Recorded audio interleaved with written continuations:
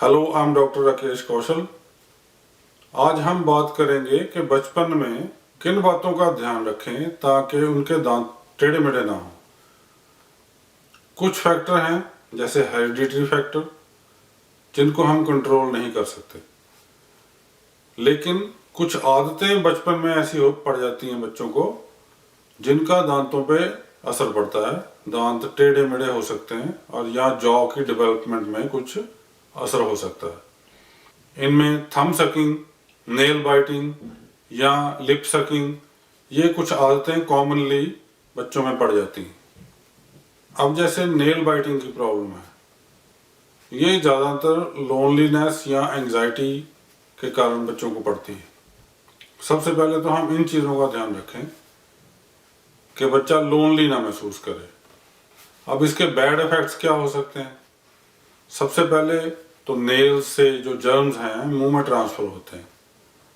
फिर फिंगर और नेल्स की शेप अच्छी नहीं रहती और दांतों पे उसका असर ये होता है कि दांतों में एक्स्ट्रा वियर होता है, अजीब तरीके से घिस जाते हैं दांत। इस आदत को रोकने के लिए बच्चे के नेल्स जो हैं वो ट्रिम्ड रखें, काट के रखें, या नेल्स पे ऐसे नेल पेंट आते हैं जिनका स्वाद अच्छा नहीं होता, वो लगा सकते हैं, या नेल्स को कवर करके रख सकते हैं ग्लव्स वगैरह से। ऐसे ही लिप सकिंग या लिप बाइटिंग की जो आदत है वो स्ट्रेस या लोनलीनेस में ज़्यादा पड़ती है बच्चों को। तो इस आदत को हटाने के लिए भी बच्चे को बार बार रोकना पड़ता है, पेशेंस रखनी पड़ती है। सो बच्चे से बात करें, उसको हटाएं, समझाएं और पेशेंस रखें। अब सबसे ज़्यादा कॉमन आदत जो होती है बच्चों में वो है थंब सकिंग की। थंब सकिंग जनरली बच्चा अपने आप को बिजी रखने के लिए करता है, या कभी अकेले बैठे बोर ना हो, कुछ ना कुछ करते रहने की आदत को जैसे सेटिस्फाई करने के लिए थंब सकिंग की आदत बढ़ जाती है। या बचपन में हम उसको सूदर या पैसिफायर दे देते हैं, लेकिन जब वो हटाते हैं तब वो उसको आदत पड़ चुकी होती है, तो वो अपना अंगूठा चूसना शुरू कर देता है। अब अंगूठा चूसने के इफेक्ट सबसे ज़्यादा देखे गए हैं। इससे ऊपर वाले दांत बाहर को आ जाते हैं और नीचे वाले दांत अंदर को जाते हैं, और ऊपर वाले जॉ की शेप भी खराब हो सकती है, वी शेप हो जाता है। गोल होने की बजाय ऐसे वी शेप हो जाता है और ऊपर वाले दांत बाहर को आ जाते हैं। अब ये सूदर देने की या अंगूठा चूसने की आदत जो है, अगर तो 1-2 साल तक है तो इसका ज़्यादा इफेक्ट दांतों पे या अपने जॉ पे नहीं होता।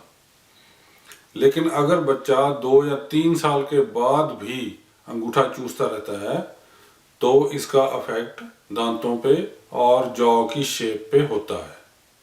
तो अगर बच्चे को 2 या 3 साल के बाद भी थंब सकिंग की आदत है तो इसको आप सीरियसली लें। उसको हटाने के लिए कई तरीके इस्तेमाल किए जा सकते हैं। जैसे पहले क्या करते थे कि अंगूठे को कोई बैड टेस्ट वाली चीज़ लगा देते थे ताकि जब वो अंगूठा मुंह में डाले तो उसको अच्छा ना लगे, या बच्चे को बार बार रोकें, प्यार से समझाएं, टोकें तो बच्चा हट जाता है। लेकिन अगर ये तरीके काम नहीं कर रहे तो डेंटिस्ट को कंसल्ट कर सकते हैं। तो डेंटिस्ट अप्लायंस बना के देता है जो बच्चे के मुंह में लगा सकते हैं, उसको पैलेटल क्रिब बोलते हैं, जिससे जब बच्चा अंगूठा मुंह में डालता है तो वो क्रिब उसको चुभता है। तो ये हैबिट ब्रेकिंग के लिए काफ़ी हेल्पफुल रहता है। तो इसी तरह कुछ बच्चों को नींद में दांत घिसाने की आदत होती है। अगर रात को सोते सोते बच्चा दांत घिसता है तो उसकी हैबिट ब्रेकिंग के लिए भी अप्लायंस डेंटिस्ट बना के दे सकता है, क्योंकि नहीं तो फिर वो दांत अनइवन घिस जाते हैं जिससे बच्चे को आगे चल के प्रॉब्लम होती है।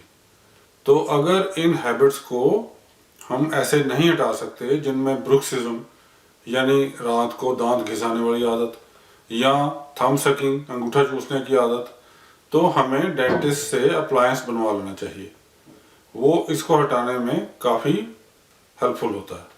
तो थंब सकिंग, रात को दांत घिसने की आदत या नेल बाइटिंग की हैबिट जो है वो दांतों पे असर डाल सकती है बच्चे के।